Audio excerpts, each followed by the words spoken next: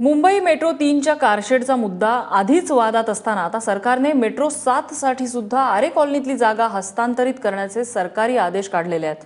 आरे कॉलनीतली 5 एकर जागा अंधेरी ते दहिसर मेट्रो प्रकल्पासाठी देण्यात येणार आहे। या प्रकल्पाच्या रिसिव्हिंग सबस्टेशन, स्टील यार्ड आणि लेबर कॅम्पसाठी ही जागा देण्यात येणार आहे।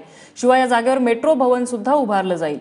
या आदेशामुळे पुन्हा एकदा शिवसेना आणि भाजप आमने-सामने येऊ शकतात, कारण मागच्याच आठवड्यात शिवसेनेनं या जागेवरचं आरक्षण बदलण्यासाठीचा सुधार प्रस्ताव धुडकावला होता। आणि या संदर्भात पर्यावरणवादी आणि वनशक्ती एनजीओचे दयानंद स्टॅलिन यांनी काय म्हटलेले आपण पाहूया। आमचा विरोध मुळात आरेमध्ये कुठचाही प्रकल्प आणण्याबद्दल आहे आणि आरेमध्ये जे जंगलाचं तोड होणार आहे त्याच्या विरुद्ध आहे। आम्ही कागदपत्रांद्वारे हे सिद्ध करून दाखवलेलं आहे की आरे जो आहे तो राष्ट्रीय उद्यानाचा भाग आहे आणि तो 1500 हेक्टरचा घोटाळा आहे, जमिनीचा घोटाळा जे चाललेला आहे, वर्षानुवर्ष चालू ठेवलेला आहे। आम्ही मुख्यमंत्र्यांना पूर्ण कागदपत्र आणि फाईल दिलेलं आहे त्याच्यावर चौकशी बसवा म्हणून, तरी चौकशी न बसवता उलट आज आम्हाला हे धक्कादायक बातमी मिळते की अजून जागेचं वाटप चालू ठेवलेलं आहे म्हणून।